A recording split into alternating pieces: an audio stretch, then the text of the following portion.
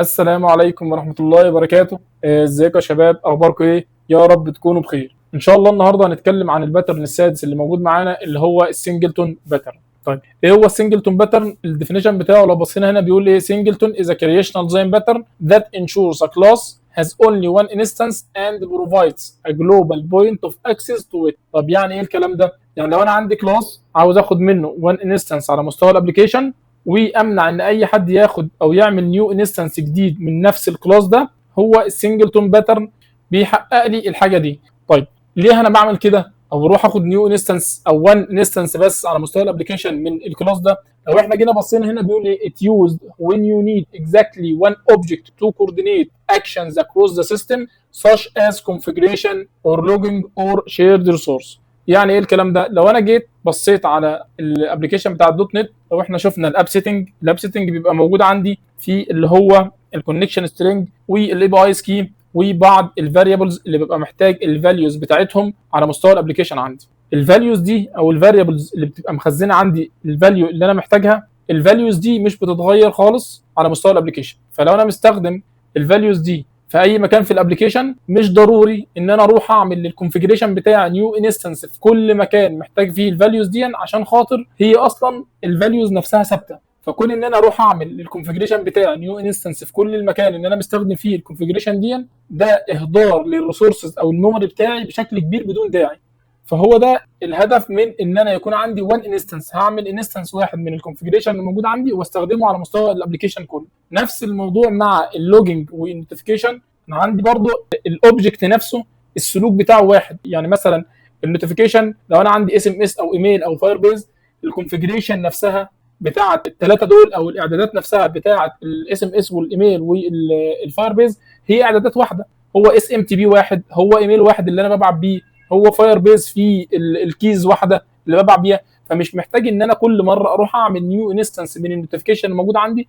ونفس النظام مع اللوجينج هو فايل واحد، لوج فايل انا بحفظ فيه اللوج عندي على مستوى الابلكيشن. مش محتاج ان انا اروح كل مكان اعمل لوج، اروح اعمل نيو انستنس من اللوج اللي عندي او من النوتيفيكيشن. فده الهدف من السنجلتون، ان انا لو عندي بعض الكلاسز السلوك بتاع الاوبجكت بتاعهم ثابت، مش محتاج ان انا اعمل نيو انستنس في كل مكان، فاخليهم سنجلتون واعمل وان انستنس على مستوى الابلكيشن واروح استخدمه. طيب ده بقى الفايده منه ايه؟ الفايده منه هنا اول حاجه اوبتمايز ميموري يوزج. لو انا عندي هنا بدون السنجلتون رحت في كل مكان عملت نيو انستنس للايدنتيفيكيشن، وفي كل مكان رحت عملت نيو انستنس لللوجينج، فحجم الميموري عندي كبر بسبب الانستنسز الكتيره اللي انا خدتها على مستوى الابلكيشن اللي هي بدون داعي اصلا. على الرغم من ان انا لو استخدمت السنجلتون رحت عملت نيو انستنس من كل واحد فيهم انستنس واحد بس، فحجم الميموري عندي اتعمل له اوبتمايزيشن بشكل كبير. طب الحاله الثانيه اللي موجوده عندي اللي هي مينتين شيرد ستيت.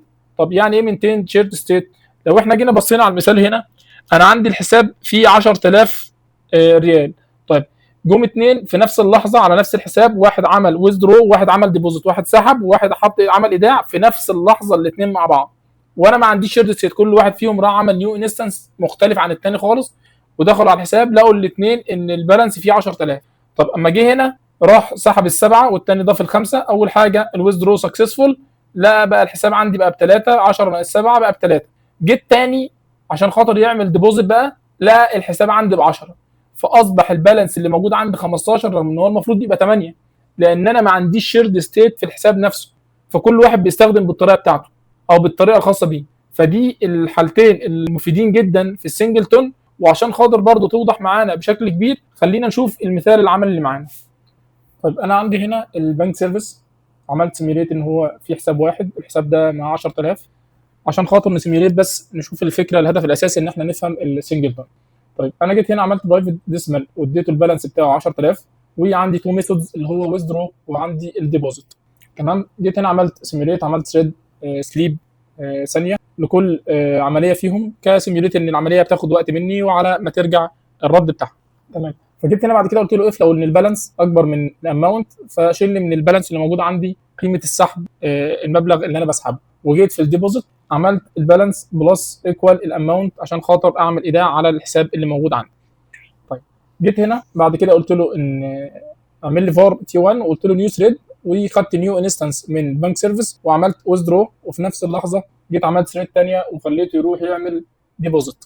وشغلت الاثنين مع بعض. فلو احنا جينا بصينا هنا على الناتج اللي موجود عندي، هلاقي هنا ان عمل ويزدرو ل 7000، وجي بعد كده عمل ديبوزيت في نفس اللحظه لل 5000، وبعد كده قال لي ان الويزدرو سكسسفول، وقال لي ان النيو بالانس افتر ويزدرو بقى 3000، وجي قال لي هنا النيو بالانس افتر ديبوزيت 15000. طب ايه اللي حصل؟ الاثنين راحوا في نفس اللحظه. انا كان عندي البالانس بتاعي 10000، بعد ما كان البالانس 10000 رحت سحبت منه 7، اتبقى عندي 3. جه في نفس اللحظه حد بيعمل ايداع، اللي بيعمل ايداع دون دخل على البالانس اللي قال لسه ب 10000 زي ما هو، ما اتشالش منه اي حاجه، لان الاثنين دخلوا في نفس اللحظه. جه يضيف الخمسه عليها، بقت الخمسه وصلت ل 15، فاصبح البالانس بالنسبه لي مش طبيعي ان هو يكون بالرقم ده، وده مش صح. طيب اول واحد هيجي يفكر معايا هيقول ايه؟ هيقول خلينا هنا في البالانس نعمل فكره لطيفه. نقول ايه؟ نقول هنا برايفت ريد اونلي، وهقول له اوبجكت، واعمل لوك مثلا للبالانس، لوك بالانس. تمام. دي فكر وقال خلينا نعمل لوك ان لو الاثنين جم يتنادوا في نفس اللحظه هوقف واحد لحد ما الثاني يخلص، وبعدين الثاني يقدر يدخل. تمام. فجيت هنا في الويزدرو قلت له لوك، وجيت قلت له اللوك بالانس، وبعد كده حطيت الكود بتاعي جوه اللوك ده. تمام. وجيت في نفس الوقت عملت في الديبوزيت برضو قلت له لوك، واديته البالانس اللي موجود عندي، او اللوك البالانس اللي موجود عندي. طيب ممتاز لحد هنا. جيت خلصت، جيت قلت خلاص انا كده لو انا الانستنس بتاعي لو دخل لقى ان في لوك موجود هيستنى الثاني، وبعدين الاثنين يتنفذوا ورا بعض. طيب جيت هنا عملت كده عشان خاطر اشوف الناتج بتاعي. جيت لقيت ان نفس الناتج طلع رغم ان انا عامل لوك على مستوى كل ميثود منهم. جه هنا برضو عمل ديبوزيت 5000 والويزدرو 7000، وبرضو 3000 بعد الويزدرو وال 15000 بعد الديبوزيت. طب ليه حصل معايا كده؟ عشان خاطر الجزئيه اللي احنا اتكلمنا فيها، ان احنا قلنا الستيت اللي هو الشيرد على مستوى الابلكيشن. انا عندي هنا كل واحد راح عمل نيو انستنس، عمل ستيت خاصه بيه، والانستنسز دي مش شيرد بالنسبه لهم هم، لا كل واحد راح عمل انستنس مختلف عن الثاني. فانا هنا لو جيت عملت لوك وكل واحد راح عمل انستنس مختلفه عن الثاني، اللوك هنا هيمسك ايه؟ مش هيعرف يمسك، لان هما الاثنين ستيتس مختلفه. فهي دي الجزئيه اللي احنا اتكلمنا فيها، ان هي جزئيه الستيت لازم يبقى عندي شيرد ستيت عشان خاطر اقدر اتحكم في الاوبجكت اللي موجود عندي، واما اجي اعمل له لوك يقدر من خلاله ان هو يتحكم في البالانس او غيره. طيب عشان خاطر نقدر نشوف الحل بتاع المشكله دي، خلينا نشوف هنعمله ازاي مع السنجل. هنيجي هنا في الكلاس هقول له اول حاجه برايفت ستاتيك بانك سيرفيس، واقول له هنا اسميه انستنس. طيب ممتاز جدا. اول حاجه انا عرفت متغير ستاتيك موجود عندي اسمه انستنس، ده اللي هيشيل السنجلتون انستنس اللي موجود عندي على مستوى الابلكيشن كله. تمام. تاني حاجه هقول له برايفت بانك سيرفيس عشان خاطر ما حدش يقدر يعمل نيو انستنس من بره الكلاس نفسه. تمام. محدش يقدر يعمل نيو انستنس من بره الكلاس. طيب ثالث حاجه هقول له بابليك ستاتيك، هقول له بانك سيرفيس، واقول له انستنس. عملت هنا بروبرتي جديده وقلت له جيت عشان خاطر يعمل لي انيشاليزيشن للانستنس ده. طب هاجي هنا اقول له اف لو الانستنس ايكوال نل، اعمل لي الانستنس ايكوال نيو بانك سيرفيس. طيب ممتاز جدا لحد هنا. وجيت هنا قلت له ريتيرن الانستنس. طيب تمام.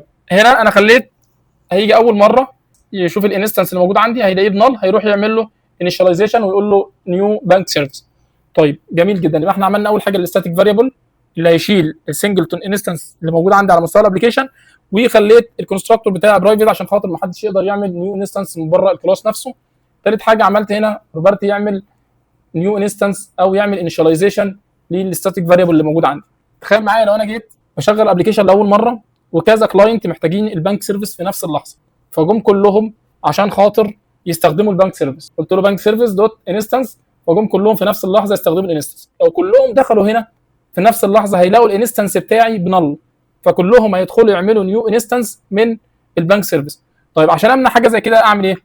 هاجي اعمل هنا اقول له برايفت ستاتيك ريد اونلي، واقول له اوبجكت، واقول له هنا لوك انستنس، وهقول له ايكوال نيو. طيب ممتاز جدا. هاجي اعمل ايه بعد كده؟ هاجي هنا اقول له لوك واستخدم اللوك انستنس واجي احط الكود بتاعي ده جوه اللوك. طيب ايه اللي هيحصل لما انا عملت اللوك؟ انا جيت هنا لو هم كلهم دخلوا في نفس اللحظه عشان ياخدوا الانستنس اللي موجود عندي او يعملوا نيو انستنس من البنك سيرفيس، اللوك هيوقفهم كلهم بره وهيدخل واحد بس منهم. تمام؟ اول واحد هيخش هيلاقي ان الانستنس بتاعي بنل، هيدخل يقول له نيو بنك سيرفيس. طيب اللي هيدخلوا بعد كده خلاص هو بقى انيشاليزد دلوقتي ويتعمل له انيشاليزيشن بالنيو بنك سيرفيس، فكل اللي هيدخلوا بعد كده هيلاقوه مش بنل، هياخدوا الريتيرن عندي ويروحوا ياخدوا الانستنس اللي موجود اللي انا انشاته اصلا. طيب ممتاز جدا لحد هنا. طيب هنيجي بعد كده عندي الويزدرو والديبوزيت زي ما احنا استخدمناهم، وقلنا اما احنا استخدمنا اللوك اول مره في الديبوزيت واستخدمنا اللوك في الويزدرو، الحاله ما عملتش معايا اي حاجه او اللوك ما عملش معايا اي فايده عشان خاطر كان كل واحد الستيت بتاعته مختلفه. طيب انا هنا حضرت الكونسول او الاوتبوت اللي موجود عندي، جيت هنا عملت ستوب واتش عشان اقدر افرق بين اول مره انشانا الانستنس اللي موجود عندي وتاني مره انشاناه، نشوف التايم او فرق التايم بين الاثنين. جيت هنا برضو عملت تو ثريدز، الاثنين هيعملوا في نفس اللحظه او الاثنين هيستارتوا في نفس اللحظه يشتغلوا بارلل، واحد هيسحب 3000 وواحد هيعمل ايداع ل 5000. تمام؟ وجيت في نفس الوقت برضو عملت هنا ستوب للمرحله الاولانيه عشان اعرف التايم بتاعها خد وقت قد ايه، وجيت هنا برضو في تو ثريدز عملت ويزدرو ل 2000 وعملت ديبوزيت ل 3000 وشغلتهم في نفس اللحظه. طب عشان خاطر توضح معانا ونعرف الانستنس، خلينا نيجي هنا نقول له ثريد دوت سليب حطه لي مثلا 2000. فهو الطبيعي اول مره هياخد الانستنس هيجي عندي هيعمل سليب هيقعد شويه عشان خاطر ده اول مره، لكن بعد كده هيستخدم الانستنس مباشره، مش هيحتاج ان هو يجي يعمل نيو انستنس جديده. طيب خلينا نشوف الاوتبوت اللي معانا.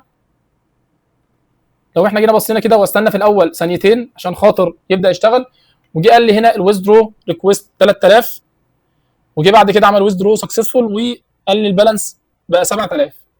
طيب جينا بعد كده بقى عشان خاطر يعمل ديبوزيت، الاثنين اشتغلوا في نفس اللحظه زي ما احنا قلنا، جه يعمل ديبوزيت عشان خاطر انا عامل لوك، فالثاني اللي هو الديبوزيت ما عملش اي اكشن غير اما استنى الاول اللي هو ويزدرو يخلص، وبعدين اتحدثت البالانس بتاعتي بقت ب 7000، فخد ال 7000 وضاف عليهم ال 5000 دلوقتي، فبقى البالانس بتاعي بقى 12000. فدي الحاله الاولانيه اللي احنا قلنا عليها اللي هو الستيت ان هم الاثنين مشتركين في نفس الانستنس، فعرفت ان انا اتحكم في البالانس في الوضع الحالي. طيب ده خد وقت قد ايه؟ خد وقت ثانيتين و31 ملي ثانيه عشان خاطر احنا كنا عاملين هنا السليب اللي هم الثانيتين في اول مره وهو بياخد الانستنس. طيب تعالى بقى للسكند تايم، اما جيت تاني مره ان انا استخدم الاوتبوت بتاعي اللي هو تاني مره اللي هو هنا، لو انا جيت بصيت عمل هنا اول حاجه ويزدرو 2000، فمن 12 سحب 2000 فبقى عندي البالانس ب 10. جه بعد كده عمل ديبوزيت 3000 فالبالانس عندي بقى 13000. طيب تاني مره بقى خد وقت قد ايه؟ خد وقت 1 ملي ثانيه، ما دخلش يعمل نيو انستنس جديده لان الانستنس بتاعتي موجود. فدول اشهر حاجتين بيستخدم فيهم السنجلتون، ان انا اعمل 1 انستنس على مستوى الابلكيشن لحاجه انا مش محتاج ان انا اروح كل شويه اعمل نيو انستنس ليها، فده هيبقى هدر بالنسبه لي على مستوى الميموري بشكل كبير وانا مش محتاج ان انا اعمل كده. تاني حاجه ان انا بتحكم في الستيت بتاعتي في حاجه زي مثلا اللي هو الحساب اللي احنا شفناه هنا، ان انا قدرت فعليا اعمل لوك على الانستنس اللي موجود عندي وما خليتش ان حاجه تشتغل قبل حاجه او الاثنين يشتغلوا بارل فيحصل معايا مشكله. فاتمنى يكون السنجلتون واضح للناس بشكل كبير، وان شاء الله الكود هتلاقوه في مرفوع على الجيت هاب، وهسيب لكم اللينك تحت في الديسكربشن، وان شاء الله اشوفكم في درس جديد، والسلام عليكم ورحمه الله وبركاته.